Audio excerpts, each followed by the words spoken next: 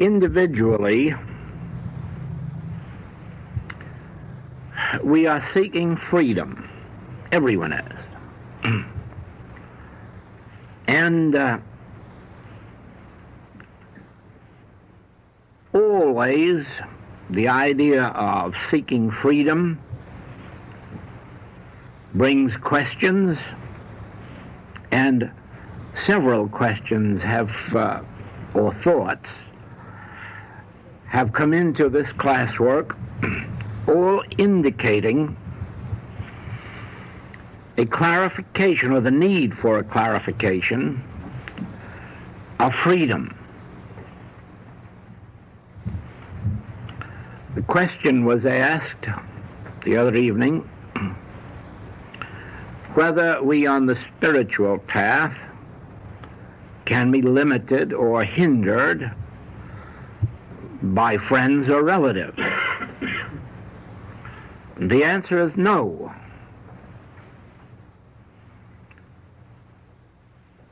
It is impossible for our spiritual progress to be hindered or prevented or in any way interfered with by any person, persons, or circumstances of the external world. And the reason is that we do not find our freedom externally. Our freedom is something that takes place within ourselves. In other words, we could find freedom in the communist countries. We could find freedom in prison. We could find freedom in a hospital. And if we found our freedom, we would soon find ourselves in other places. Now, on the other hand, if we found ourselves living in a free country like this, we could be prisoners. We have sections of this very country where there are no schools available for the children. They are prisoners of their ignorance. They are prisoners of circumstances and conditions, even while living in a free country. This is a most prosperous country, and certainly the economy of this nation is on the highest level of that of any of the world, and yet there are poor people. It is virtually impossible to believe, yet we know it is true.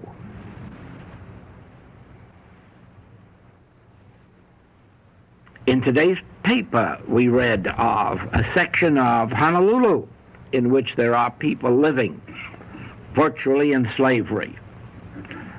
And so economically limited as not to be able even to eat or be clothed properly, even here where not too much clothing is required.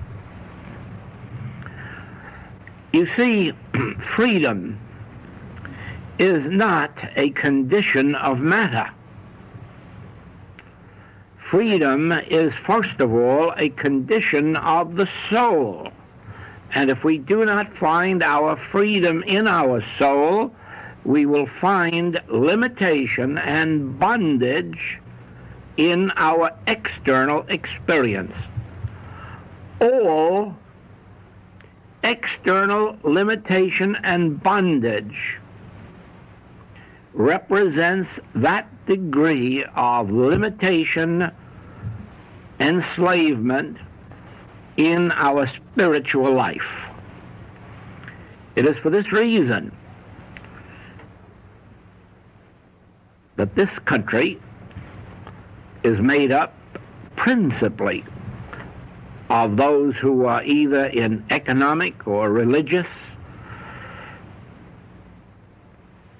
or some other form of slavery, limitation, lack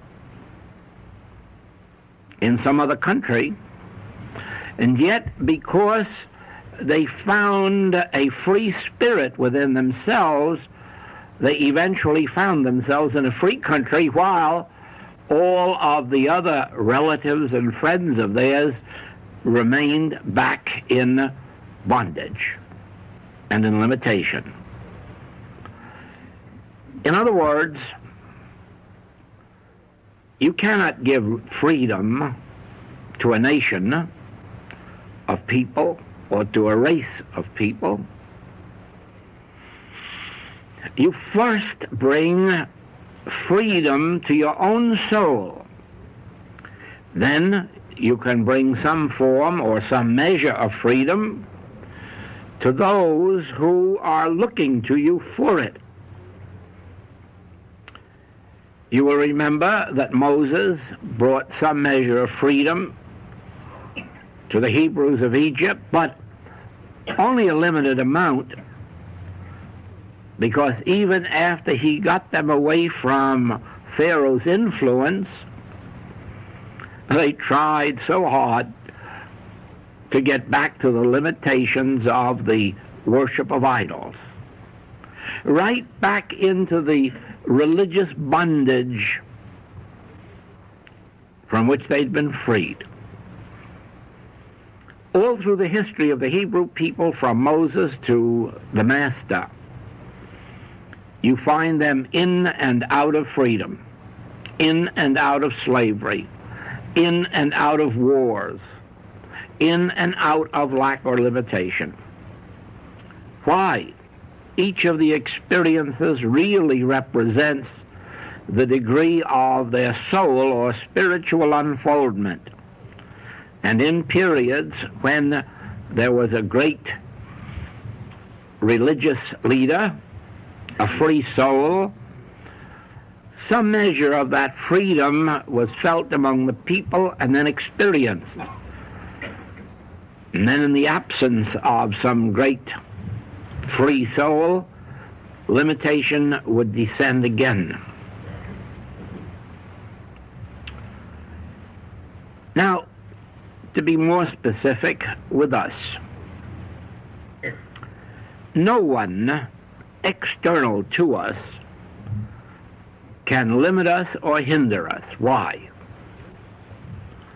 Because first, our freedom must take place in our consciousness.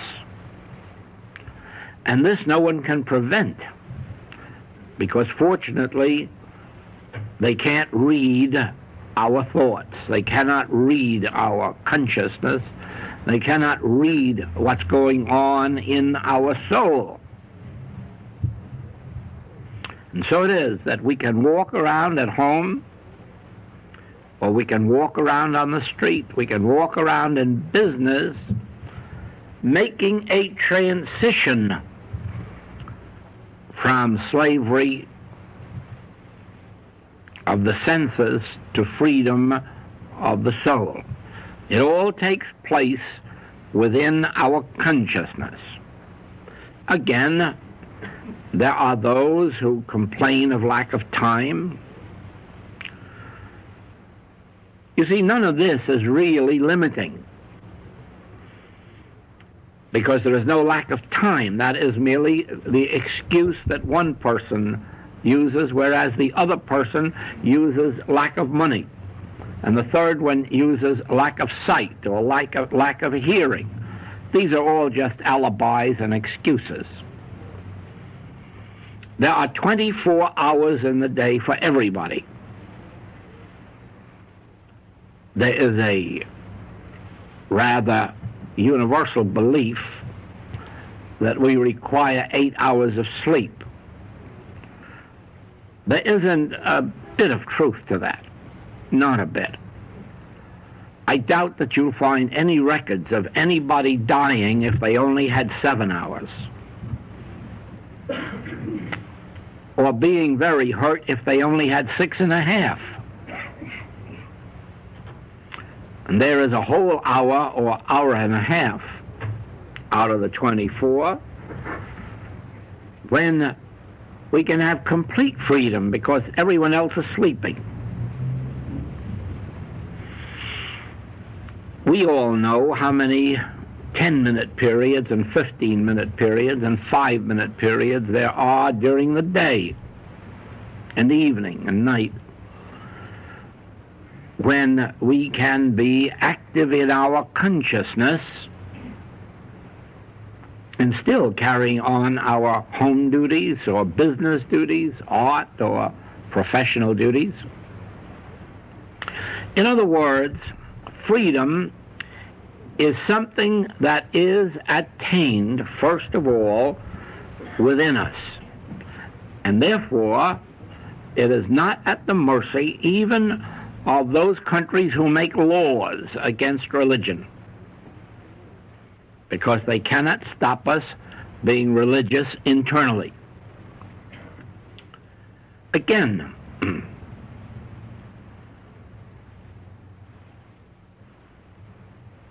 there are places where books are not as available as they are in this country or in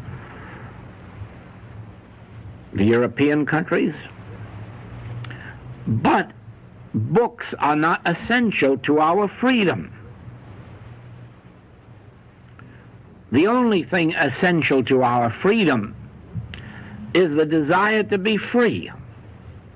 Nothing else, because with the desire to be free,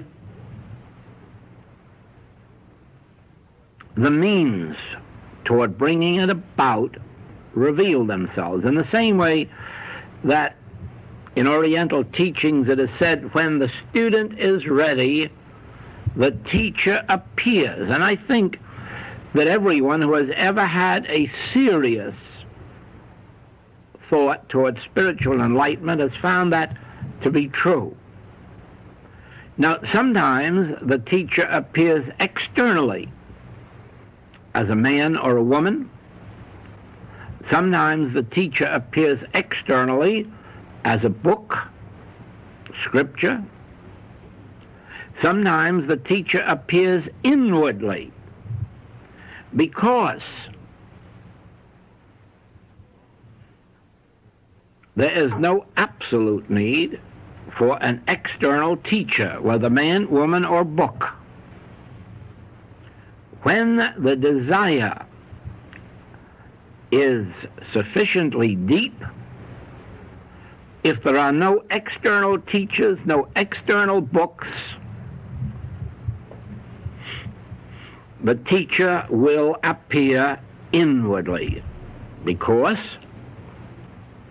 there are just as many spiritual teachers on the inner kingdom, on the inner plane, as there are on the outer, if not more.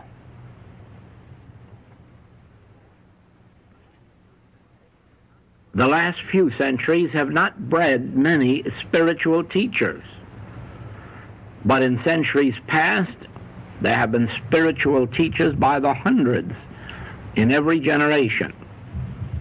So we are apt to find many more teachers on the inner plane than on the outer.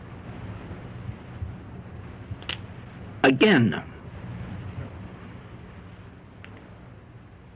I've had the experience of receiving letters from people that they can't study because they can't afford the books.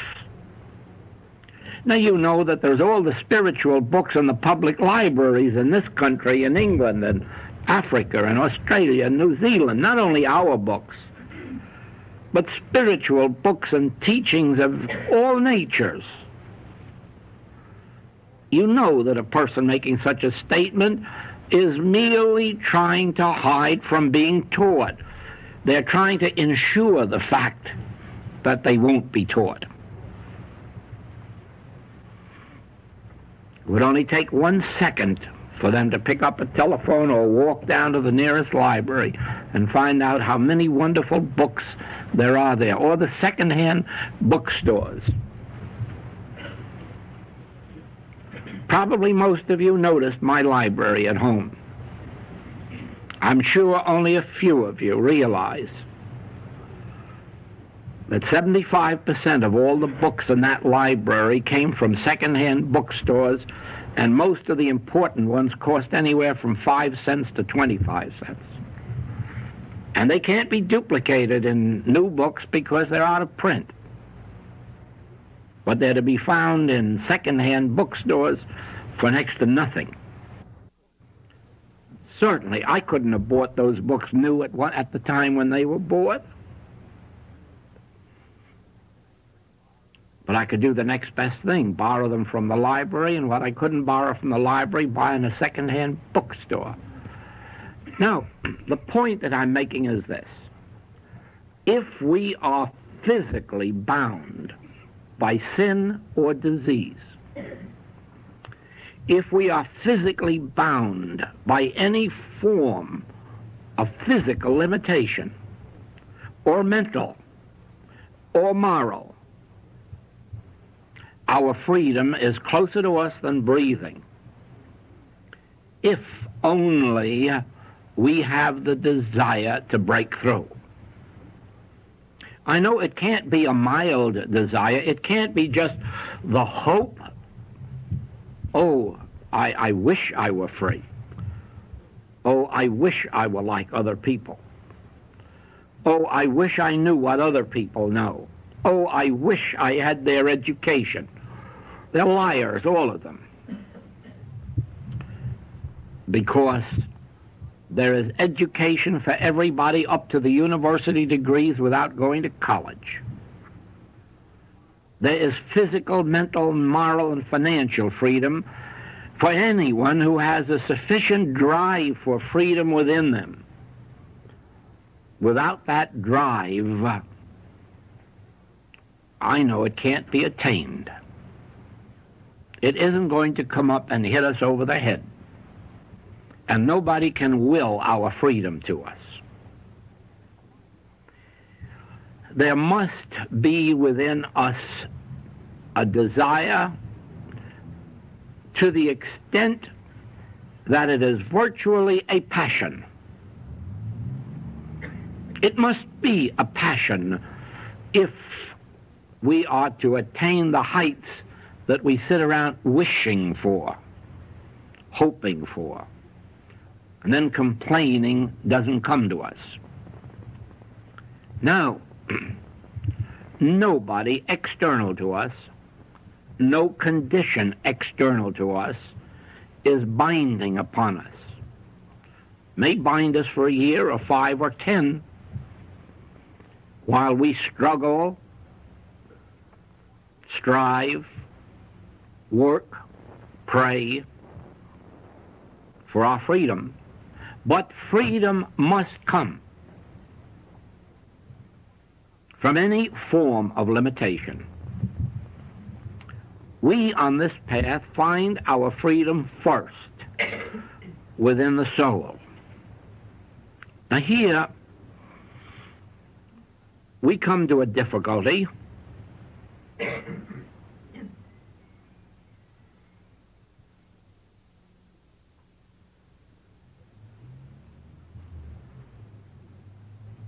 You know, the real things of life just will not be restricted.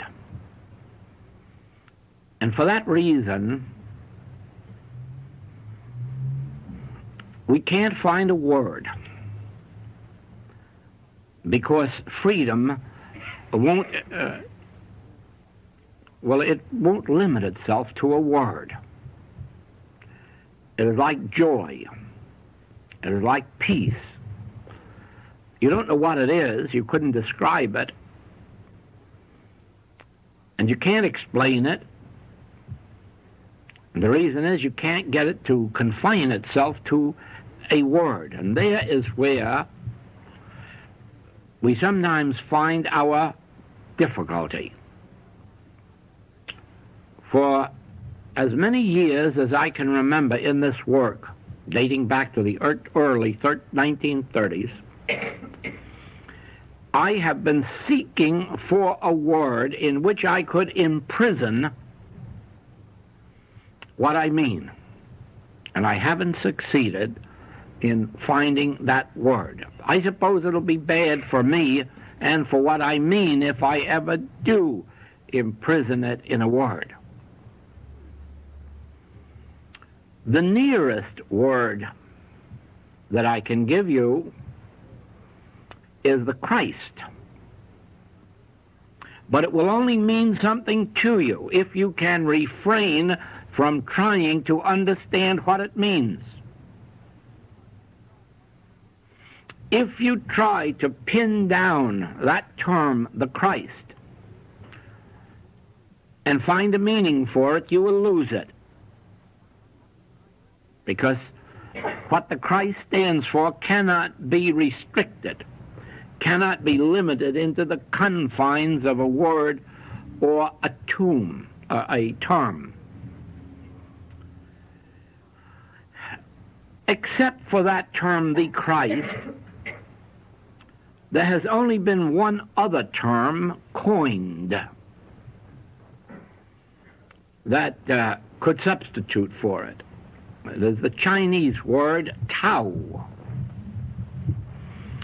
But Tao is exactly like the Christ. It is the most important word in your vocabulary, as long as you do not try to seek out its meaning. Because as sure as you do, you will lose it.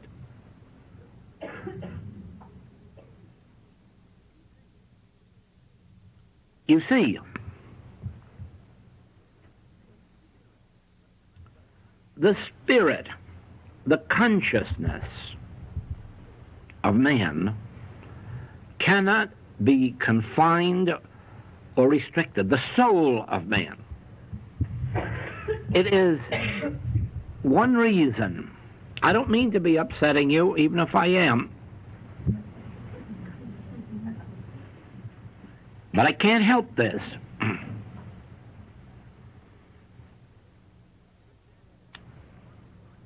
Miss Eddy once said in one of her writings that the word in is obsolete.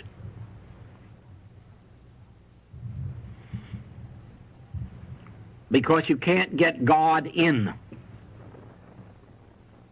You can see that.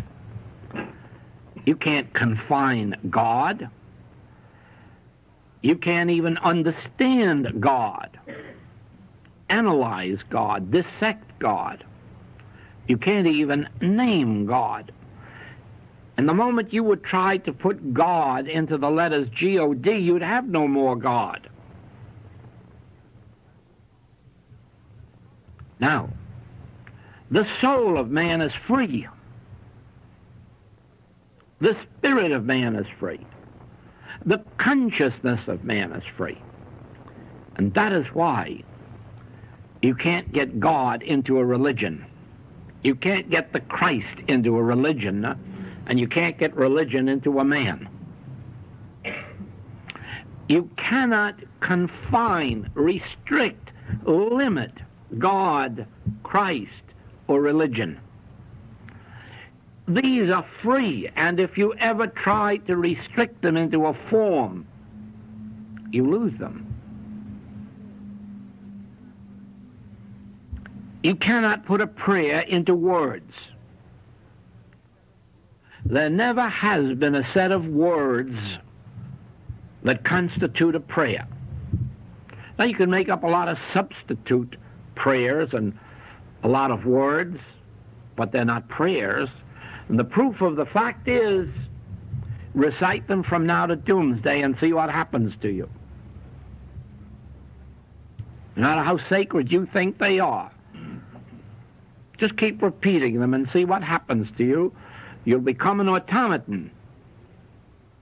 You just lose your vision. Prayer cannot be confined to words, because prayer isn't a set of words or a limited thought. A prayer is a relationship with God. Prayer is an attunement with God. Prayer is an at-one-ment with God. And what kind of words are you going to put that into? Or what kind of words would ever bring about that relationship?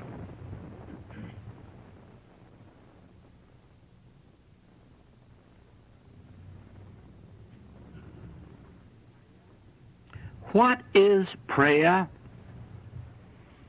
Well, you get the same answer as when you say, what is God? What is Christ? What is spirit? What is soul? What is consciousness? Don't you know that if you try to answer that you're going to tear your whole mind and body apart? Because there are no answers to those questions, no answers in form or formula. Of course there are answers, but the answers are experiences.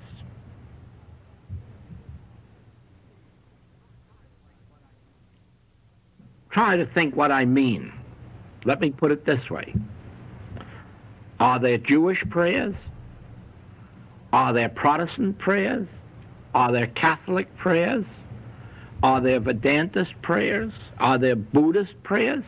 Nonsense. Nonsense. You'd have to have a Jewish God, a Protestant God, a Catholic God, a Vedantist God, a metaphysical God, Christian Science God, New Thought God. It shocks you, doesn't it, when you hear such things? God must be God. And God must be the soul of everybody. God must be the consciousness of everybody. God must be the spirit of everybody. Who cares what church your people belong to, or what race, or what nation? God doesn't know any of them.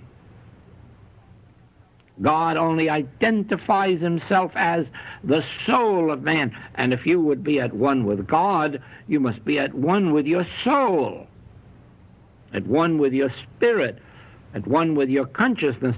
And you can't do that with words. You can only do that with an awareness.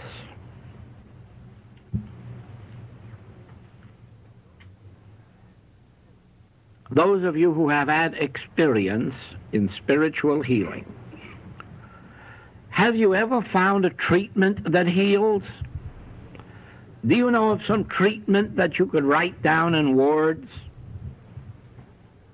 and say, this will heal you of a cold, and this will heal you of corns, and this will heal you of headaches? Or here's a prayer that, like the old dollar bottles of medicine, will heal everything from corns to consumption. Is there a prayer like that? Of course not. Of course not. And do not ever believe that you can put a prayer in words. You may use some words with which to elevate yourself into an attitude or an altitude of prayer, open consciousness.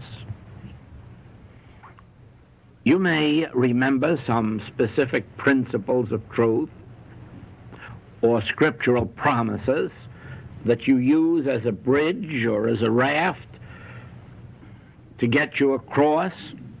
But the place that you are trying to reach is a place in consciousness where you are free of words and thoughts, where you are living and moving and having your being in God, where you are living and moving and having your being in the soul, in the freedom of your own soul. Just imagine trying to explain what the psalmist meant by the secret place of the Most High. He that dwelleth in the secret place of the Most High. Where is that? Is it a place? Is it high up somewhere? There is no such place. Those are just words. And if you try to break them down into their meaning, you lose them. You might say they are poetry. They are. But you're never going to find the kingdom of God without poetry.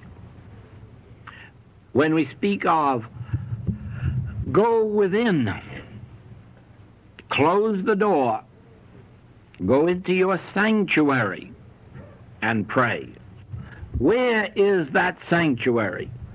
Is it in your home? Is it in a church? Of course not. Of course not. Where is it? It isn't anywhere. It is a state of consciousness.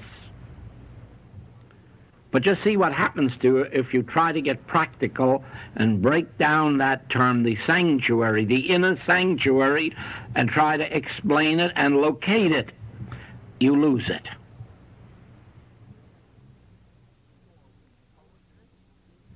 We all need poetry, but no one should ever try to explain poetry, because then they put it out into prose, and that spoils it.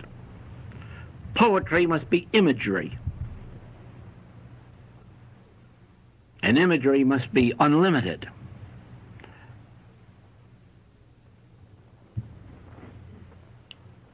In spiritual teaching, you have a great difficulty, because the words do not mean what they say.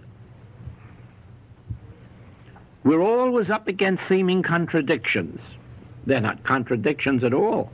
It's only that the meaning of a word is one thing today and it's something different tomorrow when it's applied in a different way.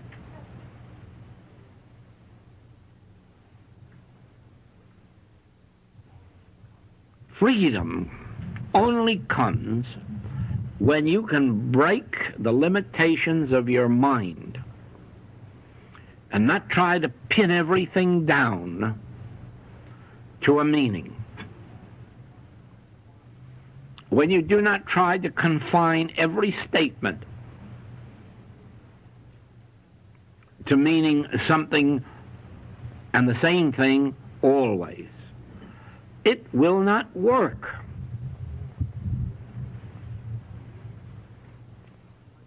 Those dwelling in the secret place of the Most High, none of these evils will come nigh their dwelling place. Where is the secret place of the Most High? The kingdom of God is neither low here nor low there. So where are you going to go to find the secret place of the Most High? Where are you going to go to find that sanctuary? How would you describe the place you live when you live in God? I live and move and have my being in God. Now tell me where you live. Where is that? And what is the climate?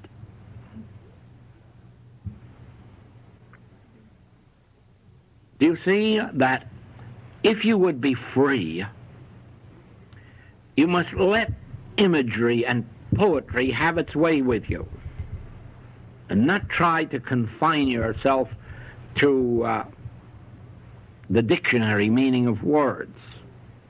In the same way, it's a horrible thing to read in the dictionary what prayer is, because if anything, if prayer is anything at all, it certainly is not what is in the dictionary. Prayer is your relationship with God. Prayer is the connecting link between you and God. Prayer is that which brings the activity of God into your personal, individual, daily experience. All right, now tell me what prayer is. Have you ever found something that brings God into your daily experience? No. We can say this: open your consciousness. As a matter of fact, we do say it, I guess, in every Infinite Way book. Have you ever opened your consciousness? What does it look like open, and what does it look like closed?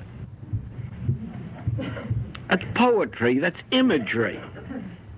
How do you go about opening your consciousness? Well, I don't know that any more than you do. I don't know any more about that than I would know how to tell you to live in God, or to tell you how to pray without ceasing.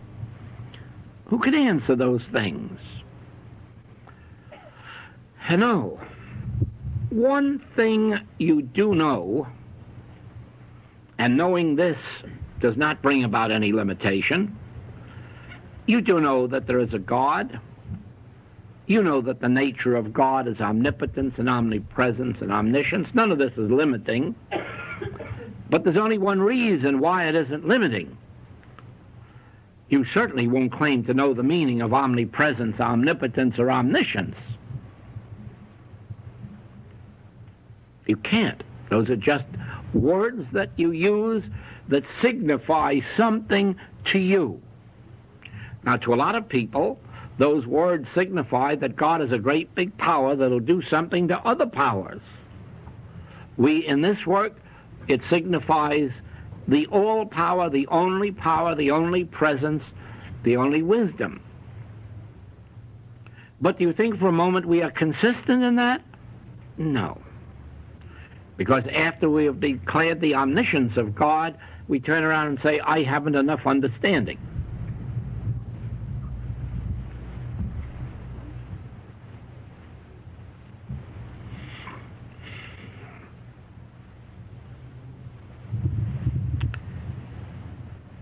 Now there is something definite and something specific that sets us free.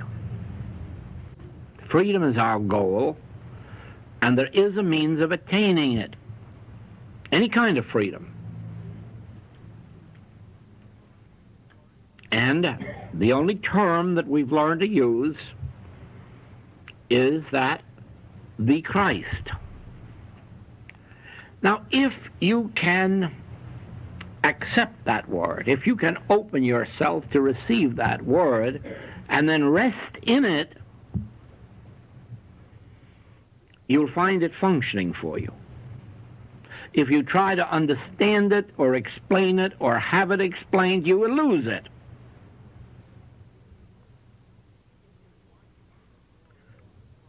It is like the word or the term grace. Now, of course, to us in this work, grace is the most real thing there is. I don't know of anything in all the world more real than grace.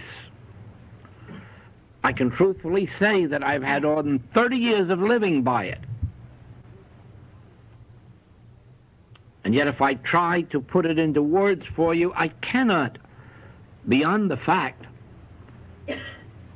that grace is an activity of God that takes place without any human intervention.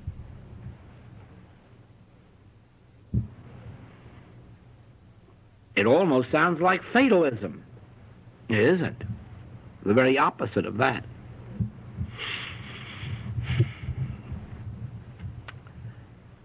Grace cannot be explained, but it can be experienced.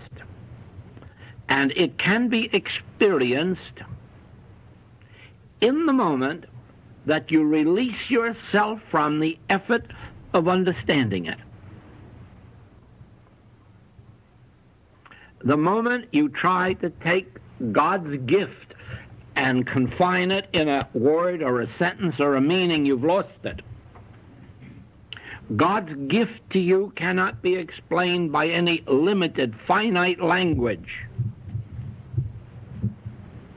God's grace is as free as your soul, if you let your soul be free.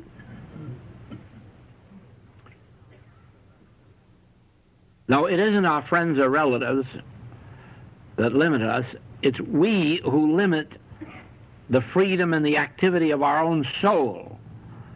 We don't quite dare to be free, to let the soul be free. What is the soul? There we're back again, aren't we? Don't try to understand the term the soul. Don't try to understand it. Acknowledge it. In time, it will reveal itself, but it will reveal itself as an experience. It won't reveal itself in some way so that you can say, now I can write a book about the soul. Have you noticed that in the religious literature of the world, nobody's ever written a book about the soul? Have you ever noticed that there are no books about the spirit? There are no books about consciousness? Of course not. It doesn't mean that many people haven't experienced these. But how would you capture infinity and put it inside of a book? Even a big book. So it is. If you are seeking freedom,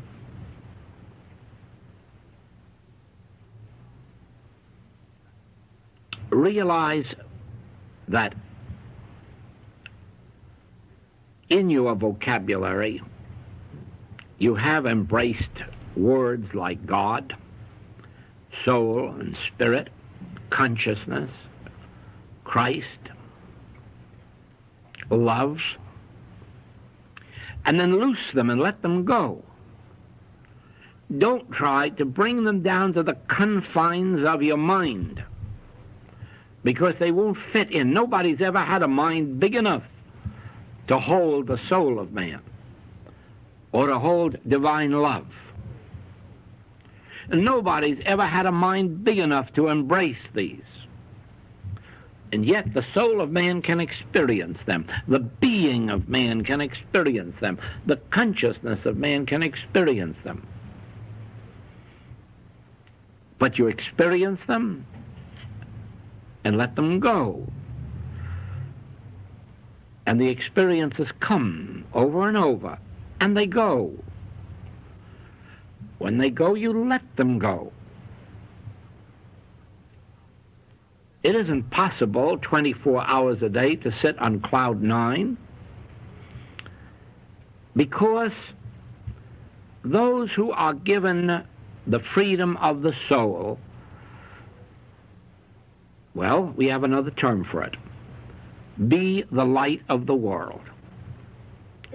When an individual is given something approaching that light, that spiritual light, all of the darkness out in the world comes rushing up to that light to be dispelled. All the people come running with their sins and their diseases and their lacks to anyone who has even a grain of that light.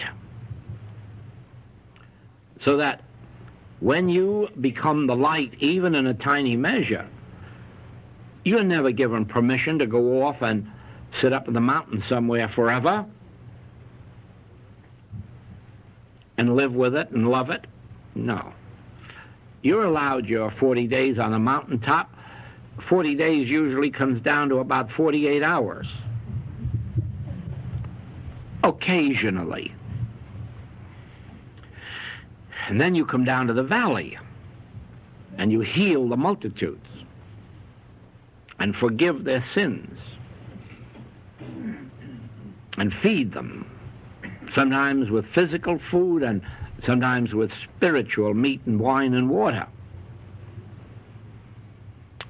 And sometimes some of those who come pull a great deal out of you, and you have to go back to your mountaintop to be refreshed again. But you're not permitted to stay there. Those who are given much, of them much is expected. And so to receive even a grain of this spiritual light means that you have to come down to the valley and share it with those seeking it. Then someone says to you, you are the light of the world. Now go over in a mirror and see if you can believe it. You see that? That's a poetic license. Imagery. You are the light of the world.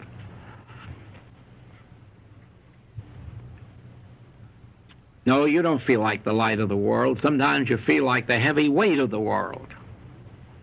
Other times you do feel not like the light of the world, but at least you can feel light of spirit, light of soul. But again, supposing you want to know what is the light of the world, you will lose it if you seek it hard enough. Be satisfied. Jesus is the light of the world. Moses is the light of the world. Buddha is the light of the world. Elijah is. Elisha. Isaiah. John. Paul. How many others that we haven't even count of in the world, in the Oriental world and the Occidental world. Lights of the world. But don't tell it to them to their faces. They won't enjoy hearing such things. Because, again, it is true. It is. But it's a truth that you cannot confine to a meaning. You cannot restrict or limit.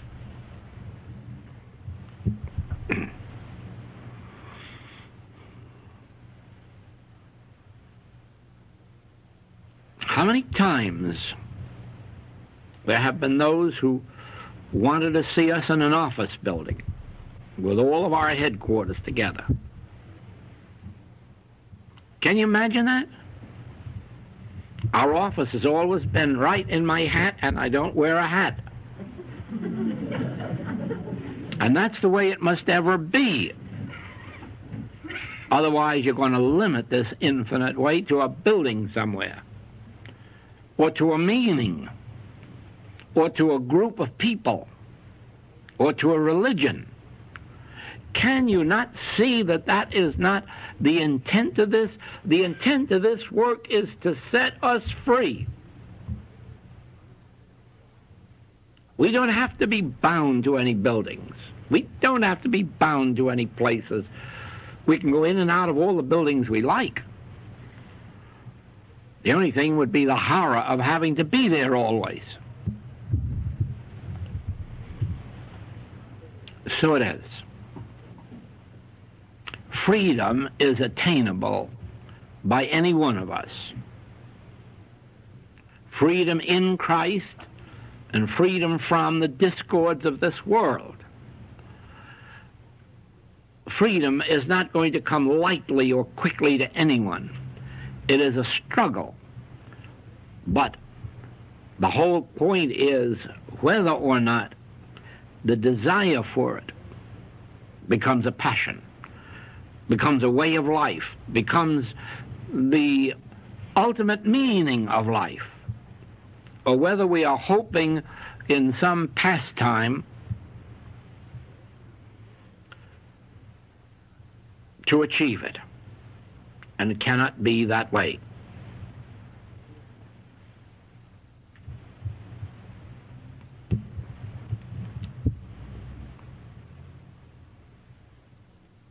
See this evening if you can loose yourself from the word God so that you can use the word but not feel that God is limited in any way to whatever that word might mean to anyone. Because you know the word God means something different to every religion and to almost every person in every religion. Try to use the word God without pinning it down to a meaning. Try to understand that the Christ is the Son of God. Now, that is a strange term, isn't it? Christ is the Son of God. But God really isn't a father or a parent, for God is a spirit. Yet, although it is a contradiction, let us agree that Christ is the Son of God. Now, Christ isn't the Son of God. I am the Son of God.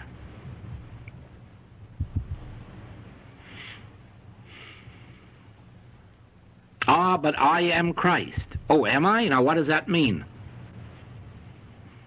Well, here we are back again. I don't know what it means.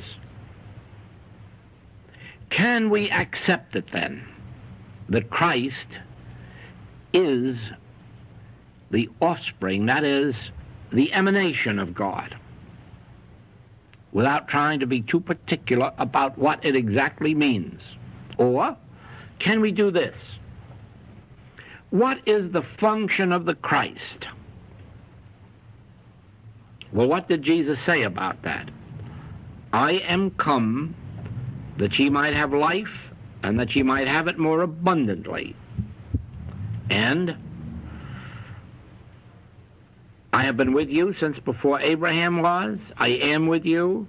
I will be with you unto the end of the world. This is the Christ. The function of the Christ is to be with you from everlasting to everlasting. The function of the Christ is to heal the sick and raise the dead, forgive the sinner, feed the hungry.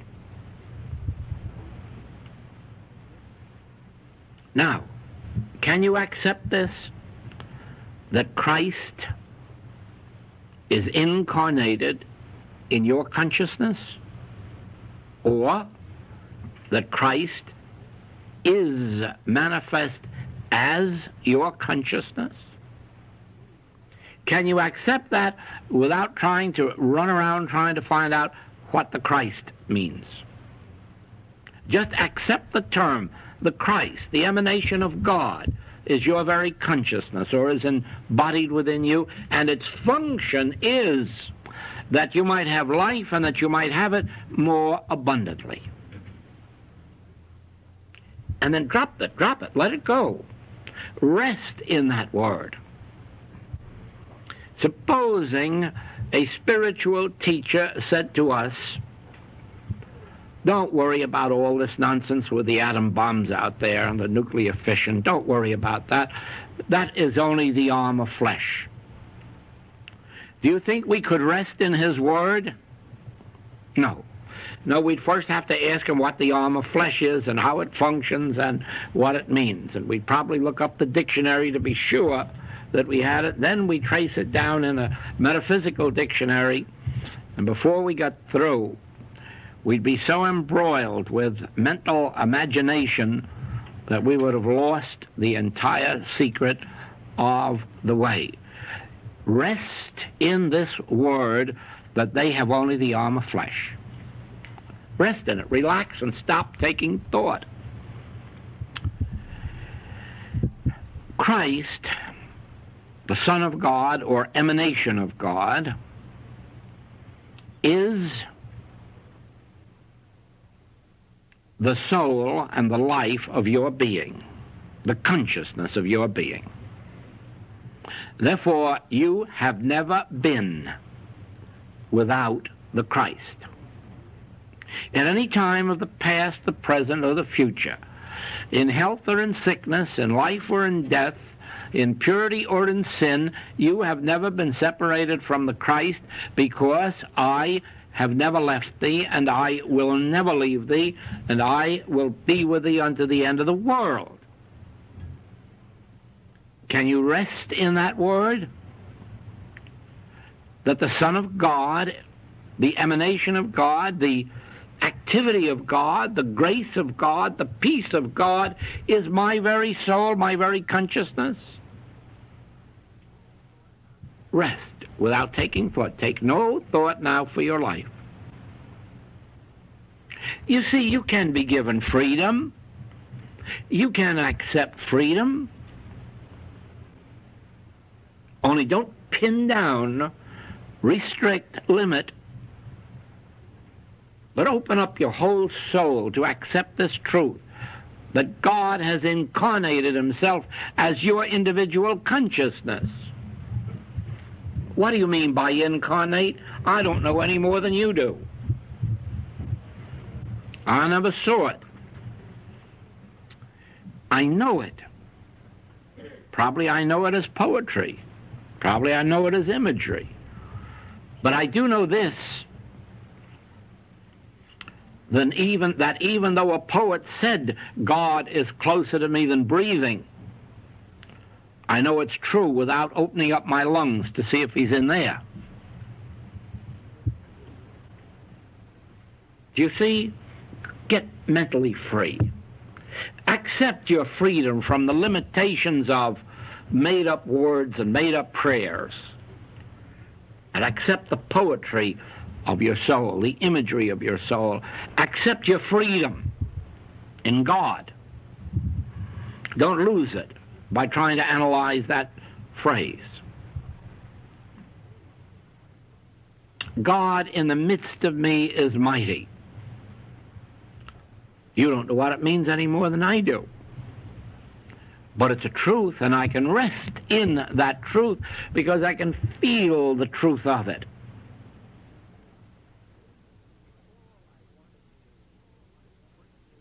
All I want to do is to bring you to the awareness of the nature of prayer. That's really all. So that you are praying without ceasing, even when there are no words or thoughts in your mind on the subject of God or prayer. When your life is a prayer, when you are living a prayer. And you can do it. We can all do it. At first it must be a struggle. It can be a struggle. It probably is or will be a struggle. But it can be done. It can be done quickly if you can realize that the things of God cannot be confined into letters, words, syllables, or phrases. If you can realize that God and the things of God cannot be limited to a man's finite form, not even to his mind. His mind can't encompass it. My thoughts, says God, are not your thoughts. My ways are not your ways. How then are you going to know God's ways or God's thoughts? Only one way: stop trying. And rest in the Word. And then you find that impartations come to you from within. You don't know how they got there, and sometimes even when. Sometimes they come in dreams at night, when the mind is too active during the day and it won't stop long enough to let God talk.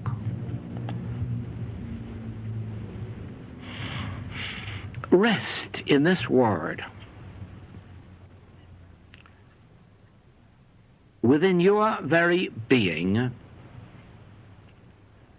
is the activity of God, the emanation of God, the Spirit of God, and the purpose of it is that you might have life and that you might have it more abundantly, and then rest in that Word.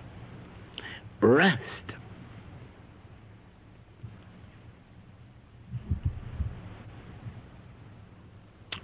Never permit anyone to limit you in your understanding, in your poetry, in your flights of imagination. And the best way to prevent it is not to tell anyone. The saddest part of our